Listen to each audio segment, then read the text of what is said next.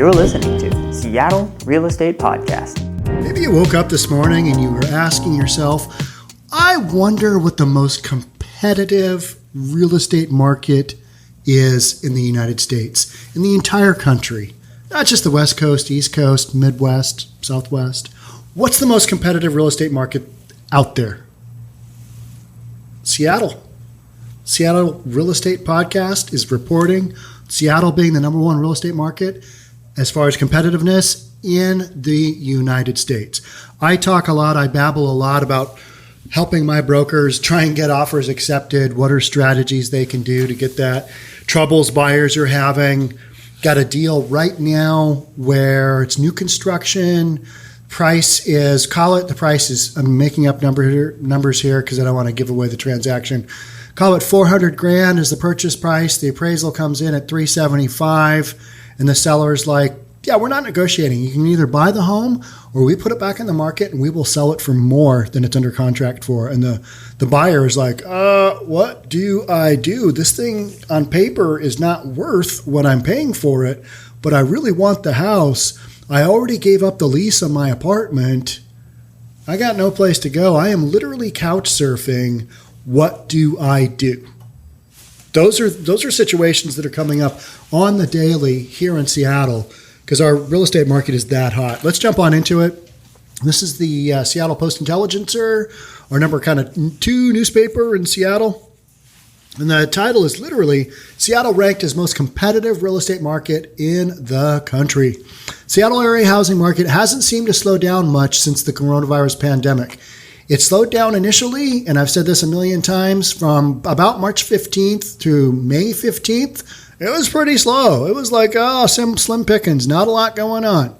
That first week of the shutdown, that initial shutdown, I dealt with just deals going sideways, left and right. All right, there's another commission out the window there. Oh, that deal blew up.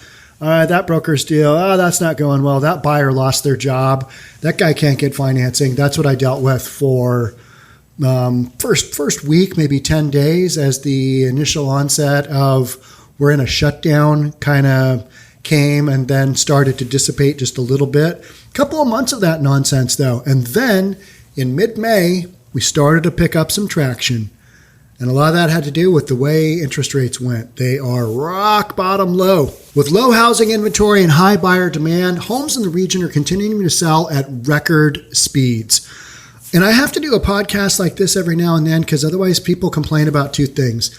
You're a shill for the real estate industry. You must be making this nonsense up because there is no way with the ridiculousness of Seattle that its real estate market is doing good. It must be in a free fall, crashing prices. There must just be some dirt cheap properties in Seattle because who would want to live in that town?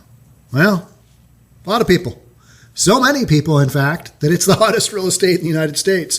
According to a new study from Lombardo Homes, Seattle was ranked the most competitive real estate market across the country. In Seattle, 71% of homes sold in less than 2 weeks.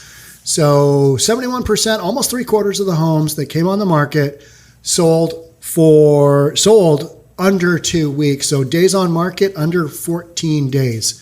If you don't know anything about real estate, we measure days on market as one of the metrics of how long did it take you to sell your home. 60 to 90 days used to be normal. Yeah, you put your house in the market, you got to have a lot of open houses, you got to generate a lot of interest, and then maybe, just maybe 60 days in, you'll get an offer. If you got an offer under 30 days back in the day, that was hopping. You were a power agent. You were a power broker. You were selling stuff. You are making things happen for your sellers. But now, if you're not selling that stuff, literally like first week, and days on market of 14 days, that's an average. That's like, I don't even think that's a mean, that's a median. So half of the stuff sold for less than that and probably half sold for more, I believe. We'll get into it here in a second. But 14 days, that is super, super, super fast. It's like boom, quick, up and sold. And a lot of homes have a buyer review period. If you don't really know what that is, I'll run it through super quick. It's not that complex, but you bring the house in the market. If you think it's going to be in a multiple offer situation, you want to pick a date that you're going to review all the offers because you just want to make it kind of, you don't want to You don't want to review the offers as they come in because there's probably going to be a whole bunch and it's going to be like this feeding frenzy. You want to get all of them in front of your seller at once.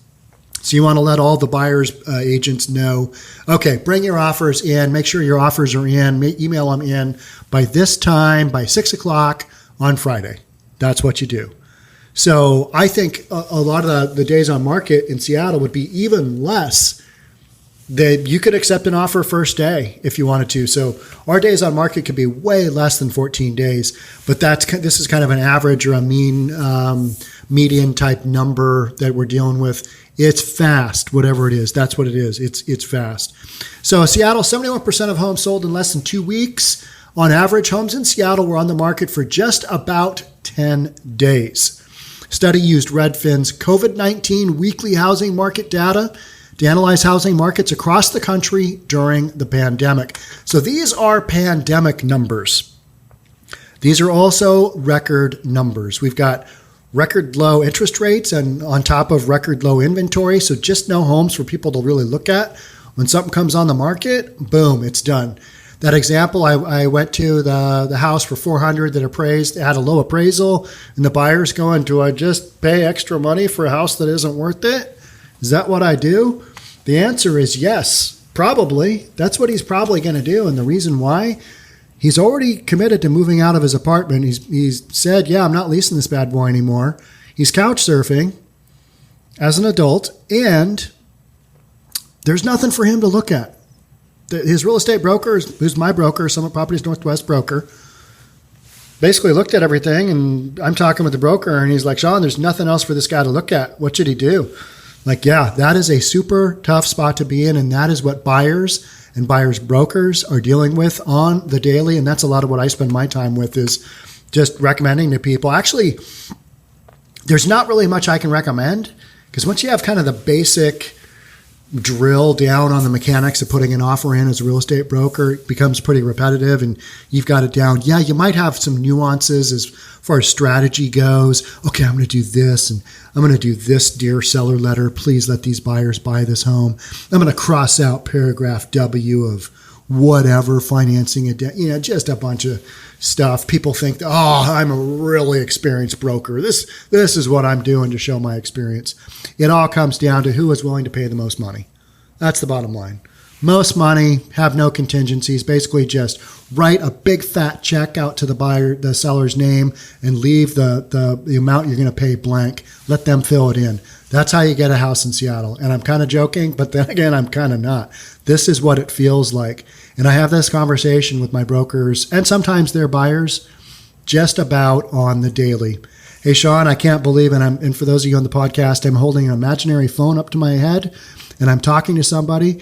Hey, Sean, I can't believe how many offers there were. This thing went way over list price. Top offer was cash and, a 2-hour close. I'm joking there, which means 2 hours after the seller accepts the offer, the thing closes. Now, it might be like a 10-day close where somebody's literally writing a check and they're basically saying they're going to take it. They're going to waive all contingencies. Basically, I want this house. This is my 10th offer I'm making. And I want to buy this house. That's what people are doing. That is how crazy the housing market has been in Seattle during a pandemic. This should not be happening, but it is. And we're just going to run with it and go, remember the pandemic? That was a really weird time in real estate. It's been bizarre. It's like everybody else is losing their jobs. Businesses are closing. Things are going sideways, and real estate has ramped up. I mean, it is a frothy market right now. Seattle was followed by Omaha, Nebraska, and Lexington, Kentucky, where 67% of the homes in those areas sold in less than 2 weeks. Seattle is 71% under 2 weeks. The competition is palpable, the study said. You can taste the competition, and you can. I mean, it's so difficult for these buyers to get a home. And for buyers who haven't been exposed to this kind of market, it's going to take them a few offers of putting these offers together and a few, spinning of the wheels of their broker. Well, let's put this offer in until they finally realize what it's going to take to get a house. You just have to be as absolutely competitive as you can. And if your price range is, call it $500,000, if it's $500,000, maybe you need to be looking at homes at $400,000 because that bad boy may escalate up from $400,000 to $500,000 in the escalation process. I've seen homes escalate $200,000, $300,000, $400,000 over list price. It's where you get a bidding war of maybe a dozen people and you're in a higher price range. Maybe it goes from $2 million to $2.5 million. Maybe it goes from 1.5 to 1.8 on an escalation clause. Got a specific clause in there saying you make your offer and then, okay, I'm going to offer $2 million.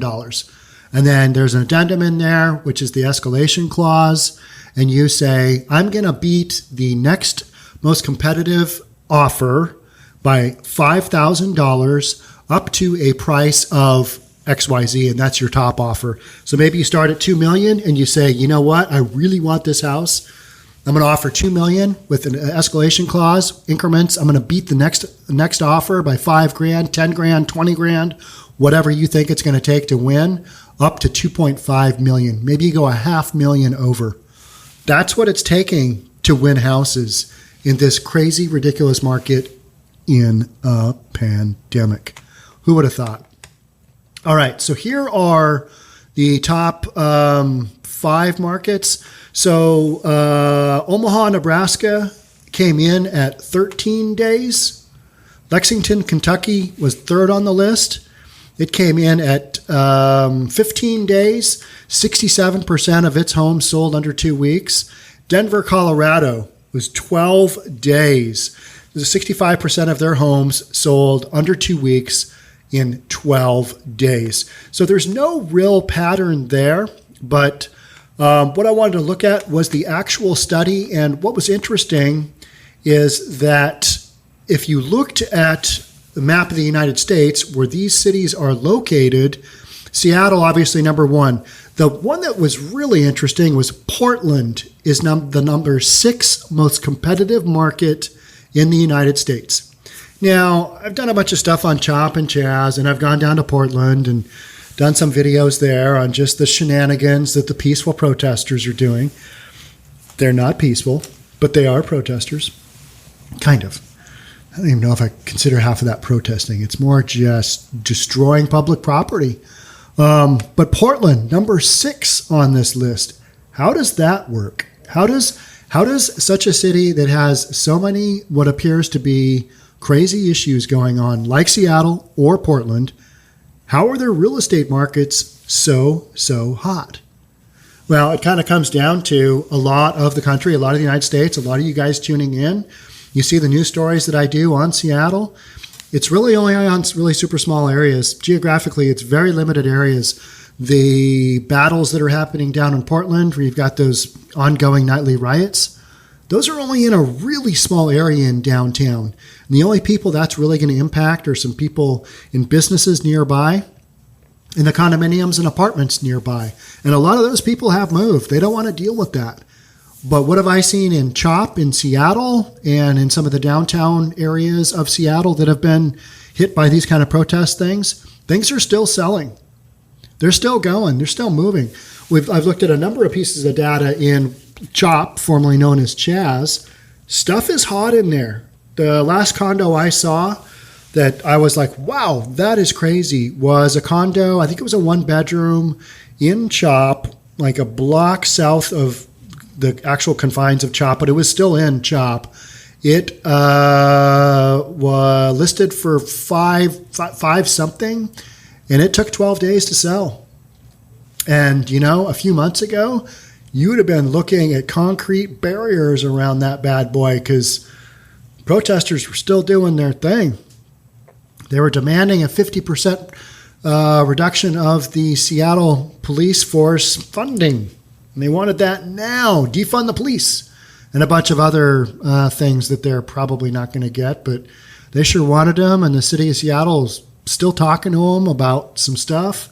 That's what we're doing. But the real estate market, it just kind of went, yeah, I don't really care about that. Still need a place to live. And these are some good locations. I know you might think that I'm crazy to say that, but Capitol Hill, where Chop is located, it's pretty close to downtown. So if you're working in downtown, like nobody is right now, but down the road they will be, commercial real estate brokers that I know are talking about maybe the end of Q2 in 2021. Once we've got a vaccine in place, it's been distributed a little bit at least, people will start to feel more comfortable going back to their downtown office. And then these downtown locations where you've got the condos and the apartments, those will become kind of more of a reality of something to buy. Right now, it's very difficult to sell properties in these areas that have been really heavily impacted. But overall, Seattle and Portland, they're screaming, they're hopping.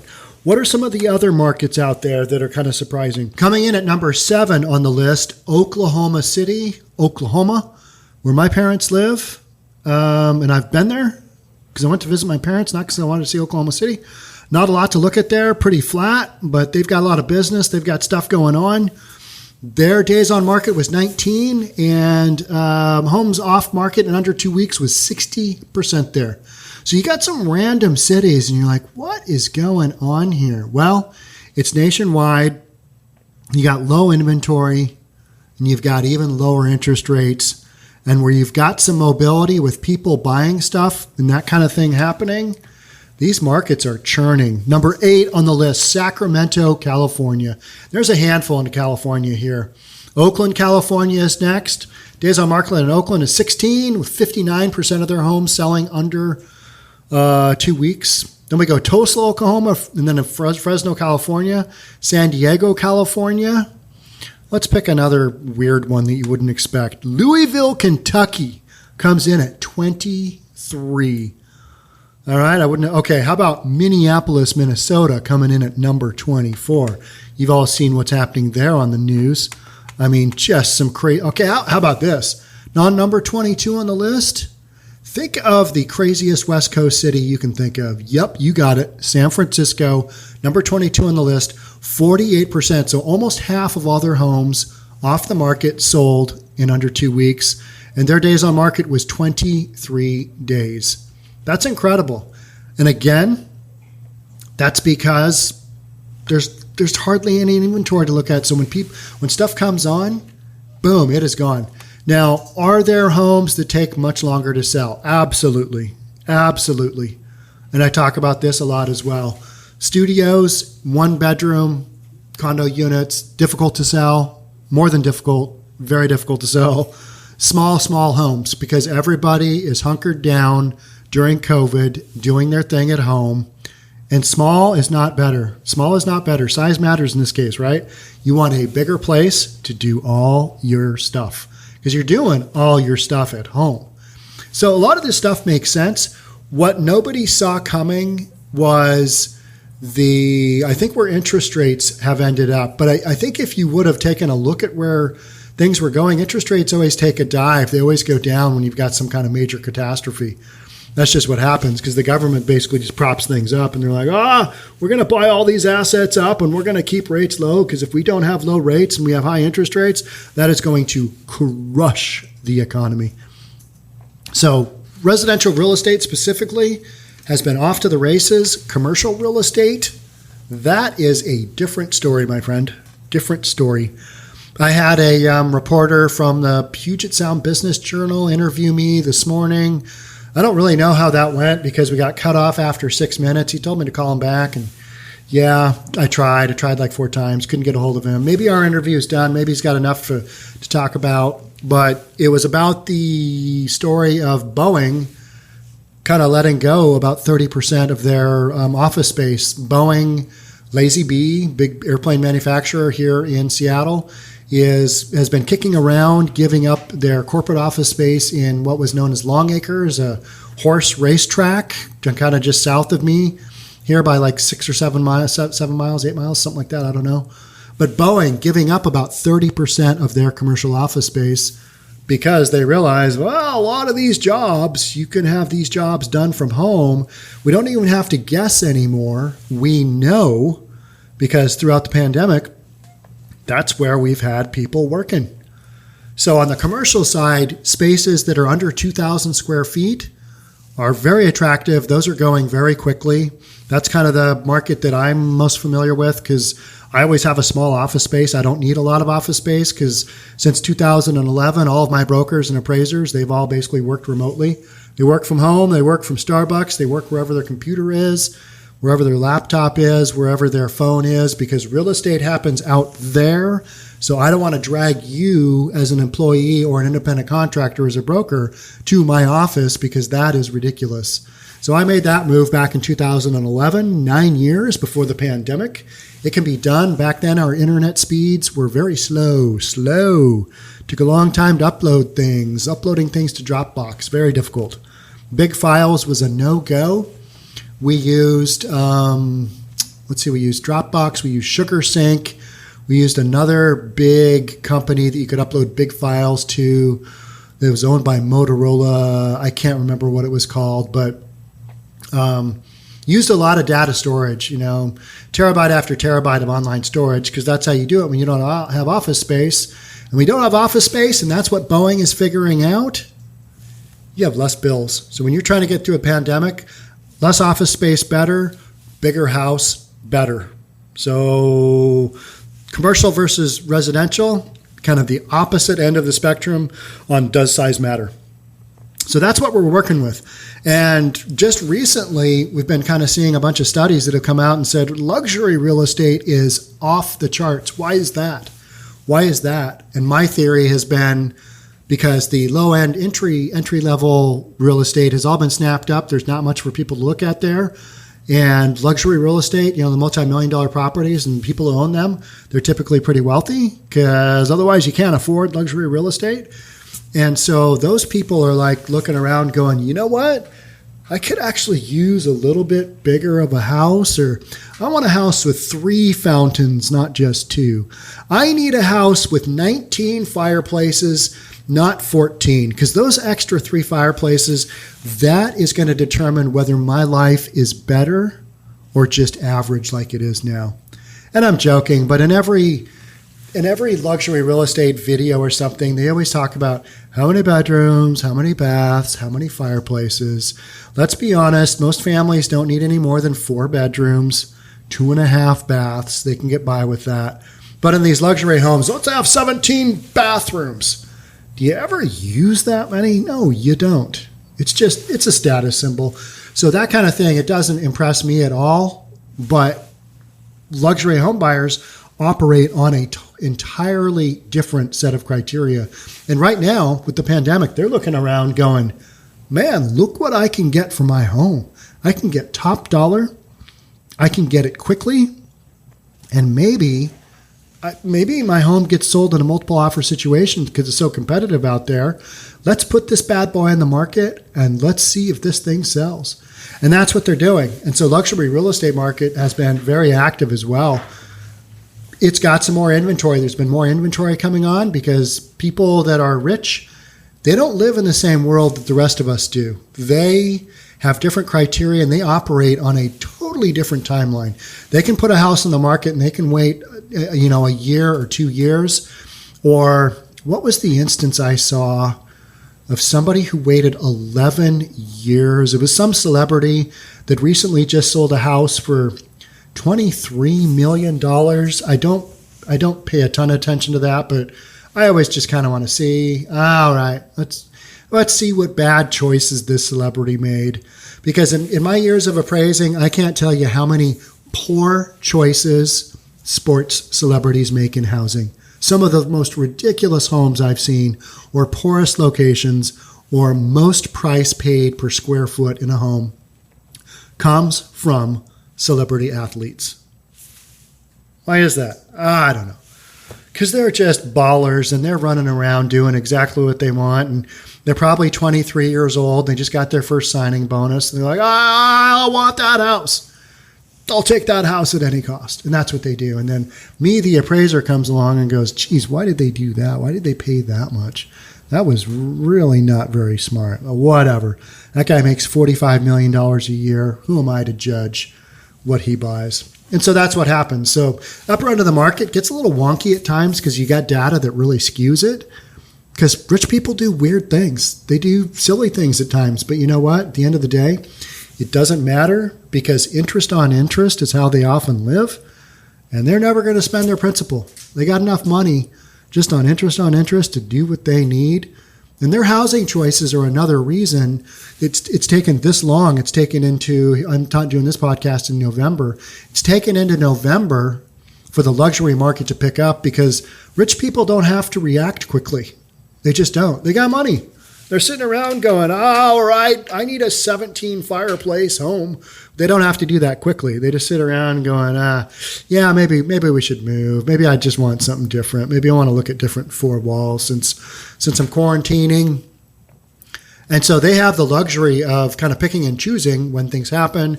They also have a lot of people to help them do all of that nonsense. So when you are looking at a luxury home owned by a celebrity, know that has nothing to do with that celebrity's lifestyle. That is a designer. That is an architect. That is an exceptionally gifted house cleaner. It is, property manager, yard guy, maintenance guy, electronics guy. Those are all the people that make up that house. That celebrity may or may not even live there. So I don't really pay much attention when somebody puts a house on the market for $50 million and they're moving to some other state. I do follow where they move to because that's an indicator of where are people going. Where's Joe Rogan going? Austin, Texas? That's interesting. He's trying to avoid the enormous income taxes out of California. Those are trends that I follow. The actual houses, I could care less whether a house is $5 million or $100 million because they're about the same, just different location. A lot of bedrooms, a lot of bathrooms, a lot of fireplaces. Maybe you've got some rare Venetian, and I'm totally making this up, Venetian hard surface in the kitchen that comes from a super rare blend of rock back in the old country. You have people tell you a lot of that stuff at the front door when you go in to appraise their homes, and it really doesn't mean anything because nobody cares. But they think it matters. So as an appraiser, you pretend to write down exactly what they're talking about. Actually, you're writing notes to yourself. I need to get Diet Coke at the grocery store. I need to remember to get a pair of socks at home because I need those for my workout. Otherwise, my feet are going to get all sweaty. That's not good. I'm kind of joking, but that is what goes through your mind when people tell you ridiculous things about their home that probably don't have any impact on value because most of this stuff doesn't have any impact on value. What does have impact on value is how many homes are on the market, what are the interest rates, how much demand there is, how many people are you competing against. And here in Seattle, it's a ton. Every home that comes on the market that's adequately priced, it's a ton. That's why we've got the most competitive market here in the United States. I'm going to sign off now, but as we get more statistics here in the pandemic, how housing is doing, it's good. Maybe I won't do that many more podcasts on this because you guys are probably bored of it. I don't know. Let me know in the comments. Thanks again for watching. Thanks again for viewing. Bye for now.